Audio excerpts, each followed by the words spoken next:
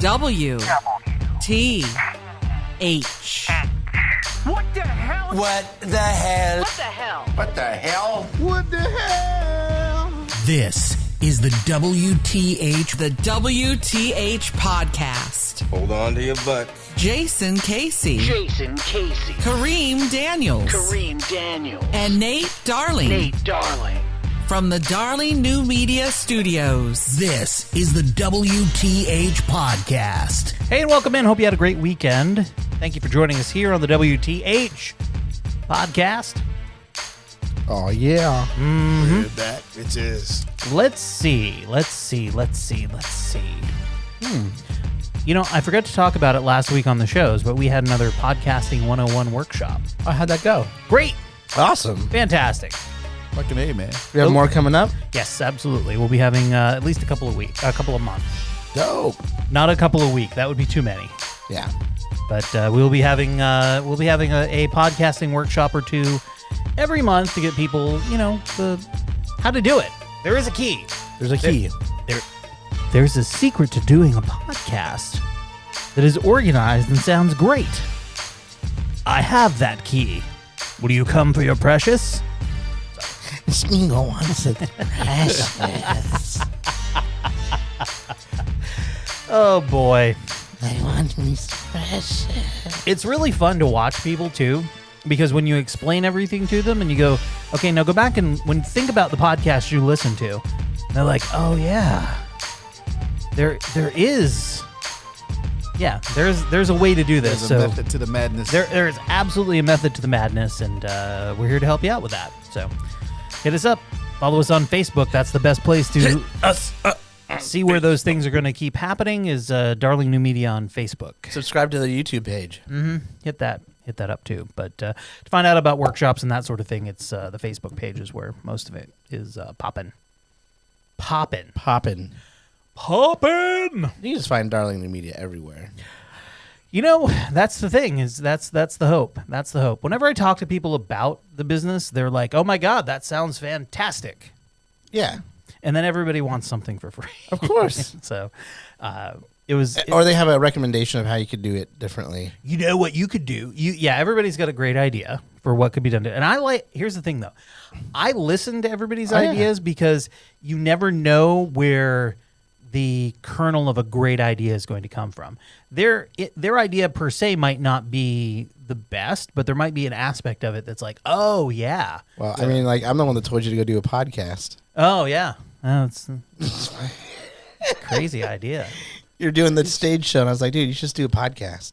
It's true. This started as a stage show. You should come check out these gorgeous Darling New Media T-shirts.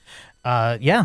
They're Nice nice Jason's wearing one right now. I was trying to brand tonight for Facebook Live. Yeah, we didn't do Facebook Live tonight. Here's the thing: if you sign up for a 12-month membership, you're going to get a T-shirt. They are the most comfortable T-shirts in the world. Damn, fucking winning again. Fucking winning. Yeah, shout out to my friends Brian and Brandy at Driftwoods Clothing. They're the ones who did the T-shirts. They have fantastic shirts. All right, coming up on the show today, Grandpa's new chair, Hot damn. Grandma's drawers, Ooh. and sex toy news. Yeah. Ooh. It's gonna. The Grandma's Drawers is not the sex toy news, though. No. Correct? Okay. No, it is not. Okay. Ironically, Keep those not. separate. Yes. Making sure, because I don't have to think about Grandma anymore while having sex. No. So did either one of you guys watch Saturday Night Live last week?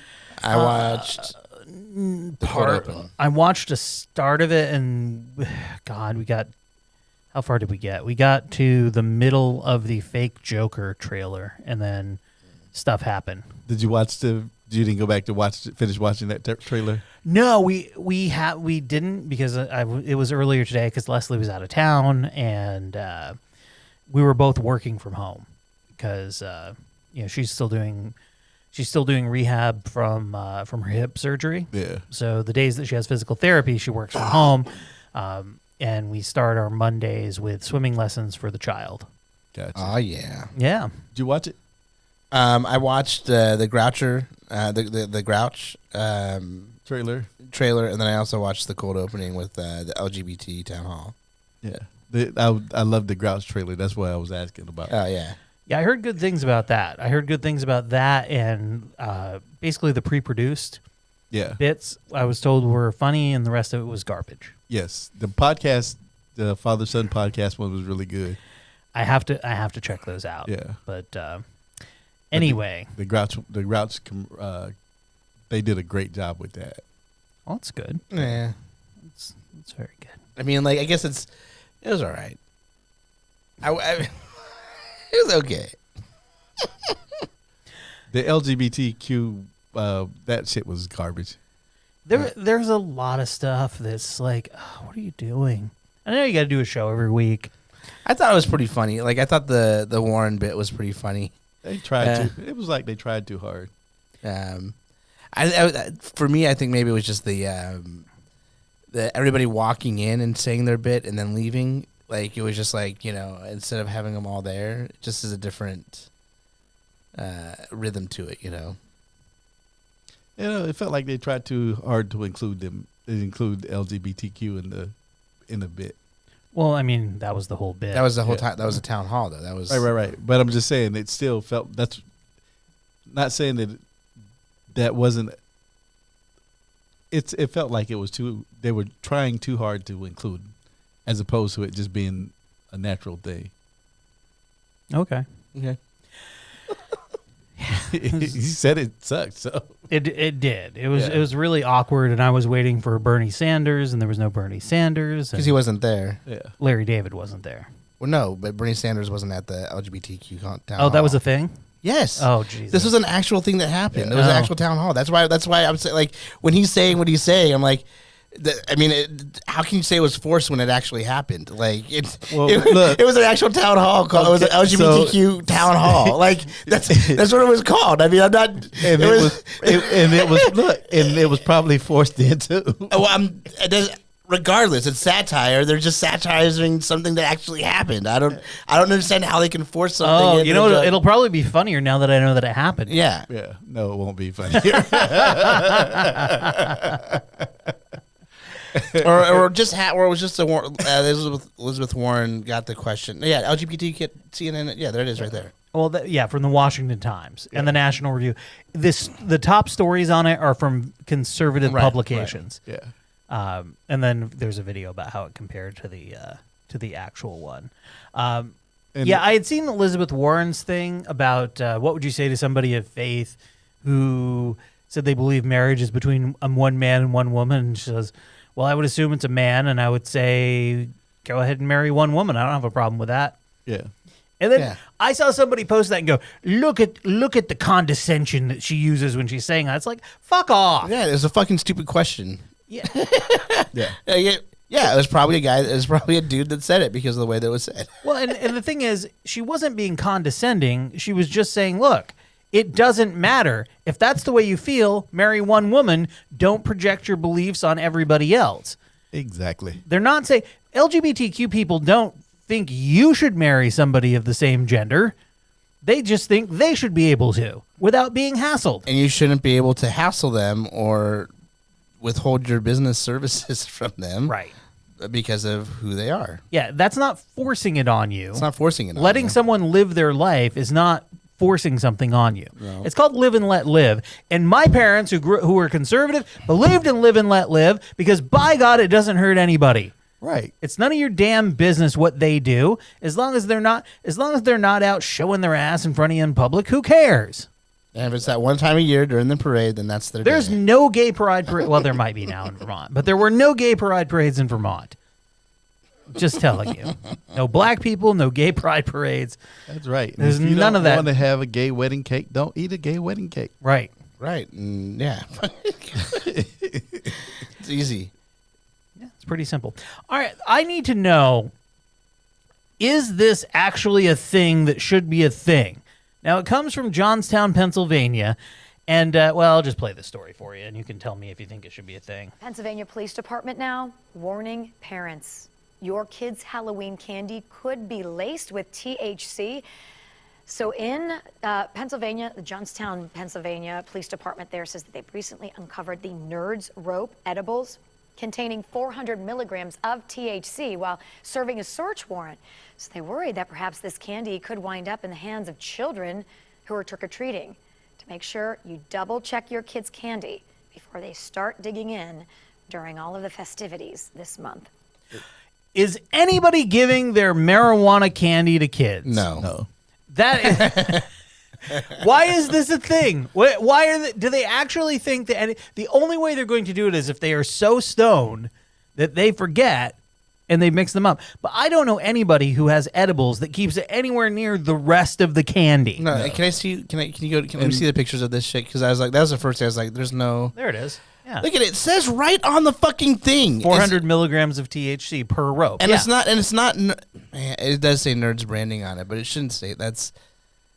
But fuck that shit, man. Like, police think trick-or-treaters might be targeted. They're not going to be targeted. That was no for one's a fucking party. No one's going to give away their marijuana like No, that. that was for an adult party. And well, not only that, like, you got. I get in one sense that you don't want. Like, it shouldn't. I can see in one bit. I see nerds. I can see that it might say that. But man, this is fucking ridiculous. Parents, check the wrapper on your kid's candy and make sure it doesn't say 400 milligrams of THC. It was from. I see that it's from Cabela's. Right. It's from Cabela's. Yeah, Cabela's is a known purveyor of marijuana products. That's where this all came beef from. Beef jerky and marijuana. Oh, beef jerky marijuana. Wow. THC laced elk. No, but here's the thing. I mean, like, what? Yeah, nobody's. It says right on it, it's 400 milligrams. It says right on it that it has marijuana, that it's edible. And again, no one is going to give away their marijuana edibles. And if somehow it got put into the kid's candy sack, you should be going through your kid's candy in the first place and taking all your favorite pieces. Right. And then taking your daddy tax. All right. And you should be going through the candy. I mean, that's normal parent shit, though. I mean, like, that's no, like, you should be going through the, hey, kids, don't eat your, like, this was from when I was a kid, too. Right. Don't eat your candy while you're going, like, while you're trick-or-treating. Wait until you come back and go through all the candy. And it was also a kind of a contest to see who could get the biggest bag of candy. Here's the other thing. Does anybody still actually go door to door, or doesn't everybody pretty much do trunk or treat sort of stuff? Some people do that. I don't know. We still do our neighborhood because it's the only time of the year that we really see any of our neighbors. And now it's time for the airing of the fucking grievances. All right, Jason, what's bugging you this week? Man, all these stupid fucking people out there. Could you be more specific? All of them. Every one of them. Every single one of them. Man, I don't know. I just... everybody, man. I don't know. Honestly, I haven't been too crazy upset. The only people I get upset with right now is my daughter. Because I've been at home with her every day for the last week and a day. So, I mean, the rest of the world, I'm like, shit's dope. Except dealing with, I guess the one thing that is dealing with just, it's just driving, just drivers, just like people that don't know how to merge. Like I saw somebody today, they had to have posted at least 100 different times in their same post, let drivers merge on the freeway.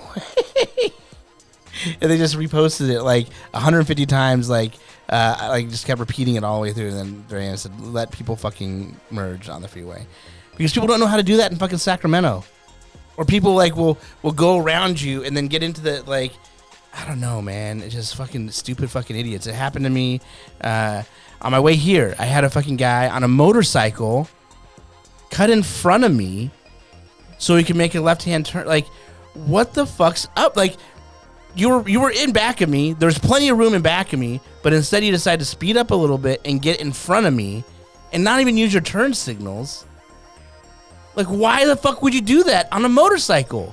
Like, you already are driving a death cycle. You're already driving, like, I didn't get it. I just, like, people driving like idiots, and I'm just fucking sick of it. I wish I could just walk and take public transportation everywhere. Kareem. I listened to a podcast last week, and they talked about the new Dave Chappelle special. And it's the one we talked about on this show? The one we talked about on this show. And it's a New York Times podcast with two black people. Hold on. A New York Times podcast with 2 black people. Yes. Okay. What? Yeah. Okay. So he watched the special and he liked it, and then she watched it begrudgingly, and she liked parts of it, but listening to them talk about it made me want to punch both of them in the face. Why? Because they didn't agree with Kareem. No, it's not that they didn't agree with me. It sounds like it. No. Let's delve into your psyche. Lay down on this couch. It wasn't that they didn't agree with me. It was so she wanted to make her points about the special, but she kept leaving out parts of what she was trying to make a point about. So it was kind of like she was, and I think one of the biggest things that pissed me off was she brought up Aziz Ansari, and she was talking about Dave protecting or standing up for people like him. But so she brought up him and Louis C.K. They're not the same. They're not the same. Exactly. They're not the fucking same. Exactly. They're not the same. Exactly. Like, they're not the same. And she kept bringing it, but that's the thing. She kept bringing it up like they were the same. And then she was like, about his transgression. And it was like, wait a minute. Dude, Aziz Ansari just did what guys have done since the beginning of time. That's what they all say, Jason. No, but I mean, like, me too. No, but I mean, like, and he apologized for it, and he was too pushy. I mean, like, whatever. But the thing is that that nothing happened with that situation. He almost got canceled because of that shit, and it was like a ridiculous piece of shit thing. It was not. He wasn't masturbating on a regular basis for female friends, female comedians. People didn't have a knowledge of this going on, and they didn't try to hush people up that had actually been part of things and like ruin their careers. So.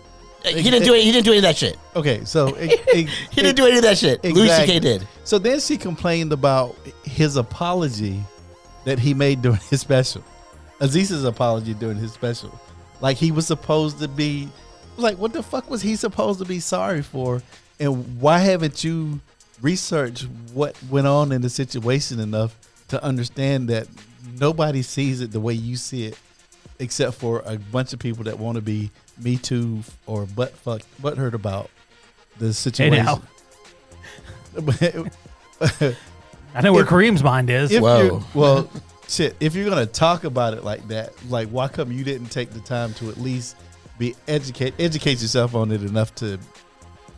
Like, you could make your point without fucking bringing Aziz Ansari's name into it. You could say Louis C.K. and then just leave it at that. Right. Like, she could have just done that. But that's kind of how she did her whole spiel about her what she didn't like. And she's taking the voice of like a fucking prominent like brown fucking comedian who's putting to work other brown comedians and fucking like and other people in the LGBTQ community. Like, get the fuck out of here, man.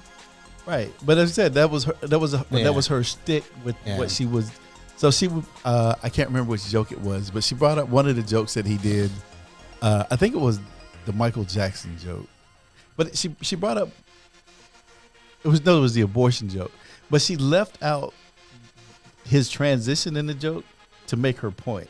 Right, and it's like, well, if you had you keep playing the clip, but you keep leaving out the transition that actually makes sense for what he did, right, and trying to act like what he didn't make any sense. Using bits like that's the thing that sucks about it sometimes is like the context of the comedy is really fucking important. But the thing that pisses me off is that she deliberately cut out those portions to make her point. Yeah, no, I'm not. I mean, it's fucking ridiculous. These people. So, fuck you to the two people on that podcast. I listened to you once before, and I didn't like it the first time I listened to you. And after listening to that shit, I will never listen to you again. I'm actually gonna go on to iTunes and give you a bad review and give you a half a star because you fucking suck. All right. Can I just say also real quickly, like something else that really pissed me off this week are people that can't take a fucking joke. You know, like this guy in my barbecue forum posted this thing about Subway's brisket and how it was fucking great.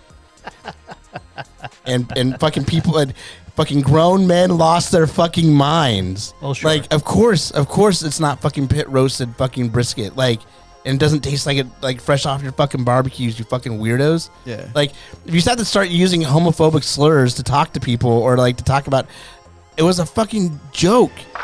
And the shit's called still processing. It should be called overthinking, dumb twats. You assholes. All right, so to sum up, this is Kareem's take on it. No, sir, I don't like it. It doesn't like that podcast. Nope, don't like it at all. All right, I have a grievance that well, it may resonate with you, it may not. The WWE Draft. Let me just say this. What a bunch of fucking nonsense this was. I know it's been a week since it ended, but we record the night that Raw finishes up with the draft, and it's all done, and it's all bullshit. It's all ridiculous. Obviously, it's pre-planned, and we all knew this. WWE, a couple Wednesdays ago, put out the list because they did it in two pools, basically. And they put out the list of people who are eligible to be drafted on SmackDown. Here's the problem. The list of names they put out, that was the exact order they were drafted in. Oops. No one is buying this. And then here's what they did. They had this idea. They put out this, executives from USA, who has Raw, and Fox, which has SmackDown, are in a war room, a draft war room, sort of like the NFL, and they're getting excited about it. Now, here's how I know it was bullshit. First of all, the actors, all bad. Second of all, there is no one in the USA Network war room who is going to paint his face like the Ultimate Warrior. No? That is not how executives behave. Damn it. Not even at the USA Network. Just saying. It's just all a bunch of fucking nonsense. I mean, here's the thing. I wonder if they're taking their cues from the Republican, the way. From the White House press team. No. So here's all you need to know about SmackDown. They of course drafted Roman Reigns. They drafted the Fiend Bray Wyatt, Sasha Banks, Braun Strowman, Lacey Evans, who's nobody, The Revival, Lucha House Party, which is a tag team no one cares about at all. Heavy Machinery, which is the complete opposite of Lucha House Party, and that was their first round. The one on Friday. Then on Monday they got Brock Lesnar, The New Day, Daniel Bryan, Bayley, who's the women's champion on SmackDown, and a few other people past that. They knew where everybody was going. They tried to make this into a fucking phony spectacle. There's no one on earth who is buying this. There is no one on earth who bought this, what they were fucking selling. Dude, there's a 10-year-old out there right now that's watching it and no. Okay, I will tell you this. When Bayley did a heel turn, full-on heel turn, like she attacked the Bayley buddies and cut them up, the wacky waving inflatable arm flailing tube man. Okay. There was a video of this little girl, probably about 10 years old, who just started crying because she loved Bayley, and she turned heel. No one's buying this nonsense. Please, please, please stop it. You have actual competition now. AEW, as of the recording of this show, has put on 2 really fantastic weeks of programming. Up your goddamn game. You're a multi-billion-dollar company. Stop with this fucking nonsense. Thank you. I'm the best wrestler in the world. Fuck you. Who was that? Damn it, I can't remember the character. I don't know. I don't know, but yeah, it's time. It's time Shawn to Michaels. That's who it was. It's time to step it up. So it's time for Grandma's Draws. A Tennessee man was forcibly removed $10 from his own grandmother's undergarments after she refused his demand for cash. That's according to a complaint. His name is Jared. He's 19, and he's from Memphis. He entered the 63-year-old victim's home in late August and demanded she give him cash. His grandmother told police that when she declined to hand over any money, he pushed her onto the bed, held her down, raised her dress, and removed $10 from her undergarments. The woman, a detective reported, suffered bruising on her arms and leg during the incident. The complaint does not indicate why he needed the cash, though. He was Why are we talking about it now? Well, he was just arrested on felony robbery charge and booked into the county jail. released from custody after posting $10,000 bond. Who bailed him out? I don't know. His grandma. Grandma. Whoever bailed him out need their ass whooped. Yeah. Did you know grandma don't just put her money in her underwear. She pins that shit in there. So he had to take it. Well, I mean, this is white grandma, so maybe white grandma just does it. Black grandma put their shit in there and they put it. Well, I understand that. That's why I'm saying they got a safety pin that they lock it in. I'm unaware of how grandma secures the money. Is what I'm saying. I'm just saying. My grandma had a coin purse. Yeah. Where'd she keep it at? There was this huge hog in front of me. Yeah. All right. It's time for this. A purse or a slot? She had a slot that was big. It was both. Both. Oh boy. That's what your Lean back, said. relax, and enjoy. Sex toy news. Yeah. Headline: Autoblow AI is a sex toy that promises surprise. The surprise is teeth at the end. Gotcha. Robot teeth. The oral sex toy has 10 usage patterns determined by a deep learning system. Ooh, that is deep learning. Not safe for work. This article may contain links and descriptions or images of explicit sexual acts. The phrase artificial intelligence conjures all sorts of ideas about a synthetic consciousness that knows us better than we know ourselves, but it's more often hollowly used as a buzzword, providing little excitement to systems that justify patterns. This pattern recognition has been apparently harnessed by the Autoblow AI, a device that claims to use AI to offer users, quote, the perfect blowjob. Well, nice. Autoblow was started back in 2008 with its first product that sought to mechanically simulate oral sex.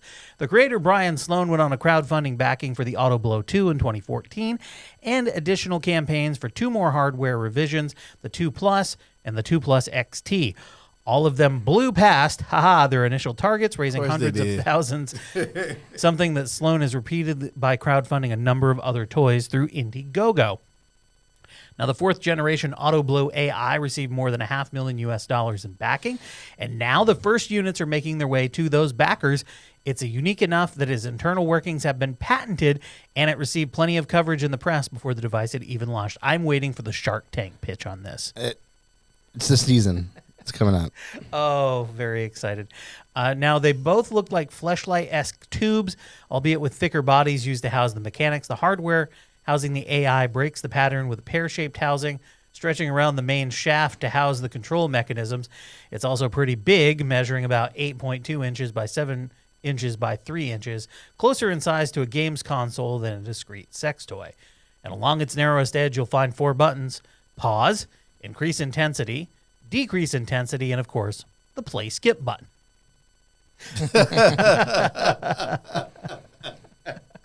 Skip this one. Skip. What if your wife comes home and you hit the skip. Pause. Look, if your wife comes home, she's most likely going to go, "Oh, good, I don't have to bother with that." Yep. In fact, your wife probably bought it for you.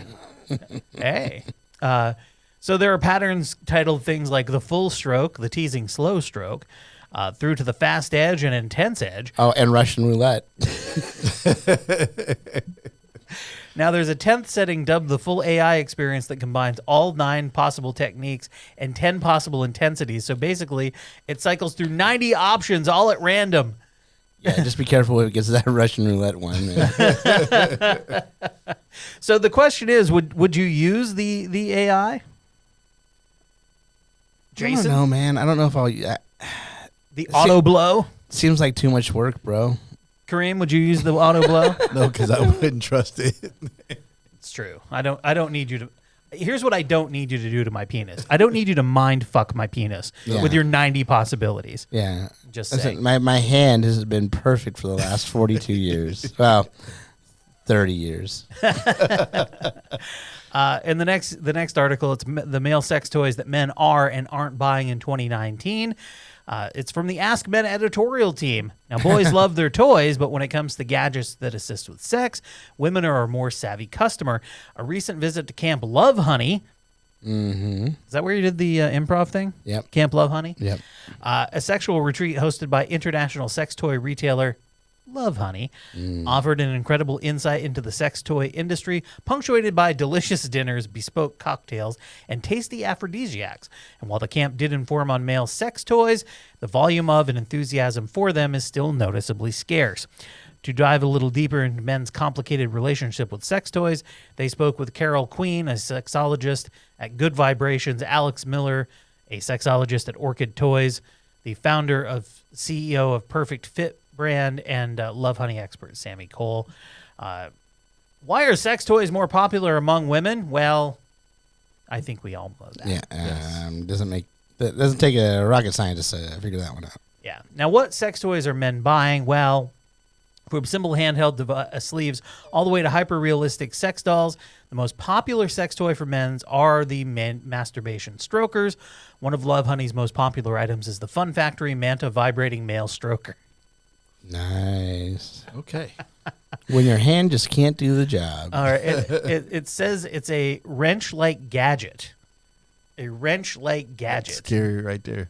Oh, it probably looks like the thing that you take the oil filter off with. Oh, yeah, true.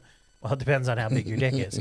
Fleshlights are still a bestseller, but Tenga products ultimately win the popularity contest. We sell a ton of Tenga eggs, Tenga disposable masturbation sleeves, and Tenga Flip Air masturbation sleeves. That's from Queen. And we even sell a ton of the Tenga Flip Air EV, which is a rechargeable vibrating masturbation sleeve. Do you put that next to your iPhone at night? It actually has a cordless charger. Oh. Wireless charger. Oh, look at that. Look at that. Oh, nice. It looks like a crab claw. It looks like a... it looks like it looks like that gap between a woman's legs. Oh, yeah. Kind of. Looks like a thigh gap. Yeah. Little like a thigh gap. So it's $140. Oh, wow. It's got 4.5 stars and 14 reviews. Let's check the reviews real quick. You might be able to find somebody to actually do it for you for $140. Yeah, but only the one time.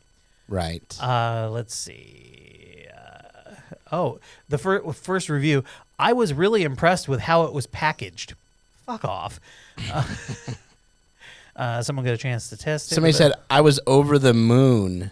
This toy is great for both sexes. Okay, good for you.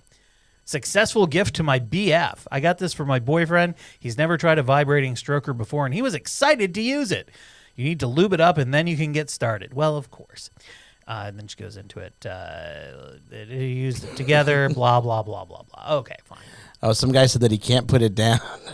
sounds like a defect. Right. You might want to stop that too. All right, let's have a palate cleanser here. Dirty bitch. Yeah, let's do that. This is a complete 180. Grandpa brings dog to furniture store to make sure she likes the chair too. It's a nice story. Now, believe it or not, there was once a time when Alicia Doll's grandfather didn't want a dog at all, but now he pretty much epitomizes what it means to be a proud pet parent. It all started when he met Coco. Coco is the dog Grandpa never wanted but cannot live without. They're the best of friends that he never knew he needed. It's safe to say that Coco and Grandpa are simply inseparable. When it's not out and about on the town for some adventure, the sweet pair can often be found lounging together in their favorite chair. Recently, however, that tried and true seating spot was put into retirement, which sparked a search for a replacement that came with a very important caveat. When Grandma and Grandpa moved, they needed to buy new furniture. It was Grandpa's requirement that the footrest on his lounge chair was wide enough for him and Coco to sit by his side. So, in adorable fashion, Grandpa brought Coco to the furniture store to ensure that what he bought fit her too. Aww. There he is testing out dog hair on all the furniture, Jason. Yes. He brought Coco into several stores to try out chairs until he found the perfect one. Coco was always greeted with a smile, as I am sure it's not every man. And every day a man and his dog go furniture shopping. Coco, no doubt, has appreciated the chance to weigh in on the big decision. I'm pretty sure Coco doesn't give a shit. Thankfully, they found that perfect fit, a cozy chair befitting two sweet pals, and Grandpa wouldn't have it any other way because she's his best little friend. I mean, just to let you know how much of a professional, if you're not watching this right now, Nate was crying through that whole bit. Oh, my God, yeah. And, like... I had to rub my eyes. so many times. Yeah, it was trying to say his allergies, but that really touched him. Getting dusty in here. Really touched him. It's getting real dusty in here. All right. Let's try. Did we mention the Amazon tab? Yeah, do that. Top of WTHpod.com. Yep. Do it. Do it. All right. Let's get out of here. Let's leave the hustle and bustle for small town news. We go now to Bangor, Maine. Bangor. Headline: Late night TV in Bangor used to be much more weird thanks to Eddie Driscoll. Oh. Now, in the 60s and early 70s, in eastern Maine, if you stayed up late watching TV on a Saturday night, you were probably at some point going to get weird. Weird is in The Weird Show, the late-night monster and sci-fi movie program on WLBZ2, hosted by local TV legend Eddie Driscoll. It was one of several shows hosted by Driscoll, an omnipresent figure on Channel 2 from its first day of broadcasting in 1954, until he retired 33 years later in 1987. He's dead now. Many regional TV stations in those days featured late-night horror and sci-fi programming. Before cheap videotape became available and syndication became widely used, there were hours of time to fill on local TV, and the low-budget flicks featuring Z-list talent were just the sort of time fillers that programmers were looking for. All right, let's take a quick Eddie Driscoll weird opening look. It warms your blood. The journey you are about to take is weird. It is. Now, local horror shows had all the local hosts. Los Angeles had the sexy Vampira. New York and Philadelphia had the dastardly Zachary. And, of course, Bangor, Maine, one of the smallest TV markets in the country, had Uncle Gory and Crandall. Oh. And Zog and Hadley the Horrible, and any number of other oddball characters. Who had Elvira? Elvira came later. Uncle Gory was the one-eyed hunchback who hosted horror movies from deep within his underground lair. Science fiction movies were hosted by the extraterrestrial Crandall from his alien spacecraft. Now, if you were a college student in Maine in that era, you probably went back to your dorm on Saturday night to watch The Weird Show. Well, I mean, unless you got lucky. You only had 3 channels to watch back then, and this was before Saturday Night Live. If you were watching TV, you were watching Eddie. Ha-ha! Here's a little bit more of him.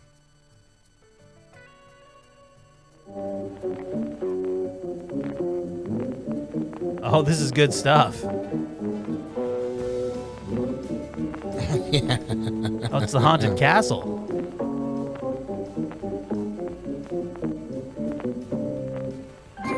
Produced by Jack O'Lantern and directed by Hal Oween.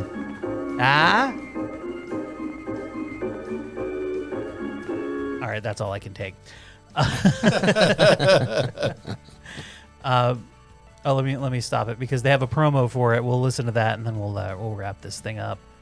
Here's the Eddie Driscoll WLBZ promo. Hey, let's see birds everywhere.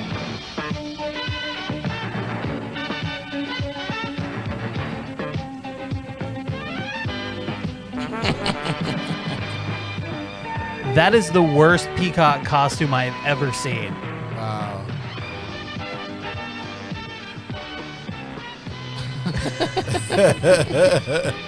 Wow.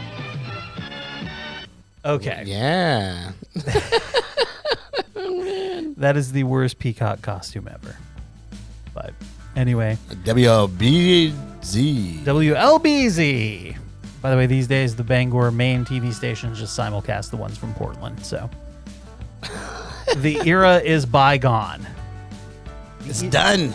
It's done. So local history. There were ones around Sacramento too. Mm-hmm. So everywhere you go, there was somebody, and of course, we all had Captain Kangaroo and his kangaroo courts. That's right. Oh, those are my favorite ones. Right. I loved his court shows. Yeah, Judge Captain Kangaroo. All right, that's going to do it for us for this episode of the WTH podcast. You go forth and be prosperous and be nice to each other, and don't be an a-hole, as we often suggest. Go ahead. Simple. Yeah, it really is. Absolutely. Makes life worth living. All right. That's going to do it for now. We'll see you next time.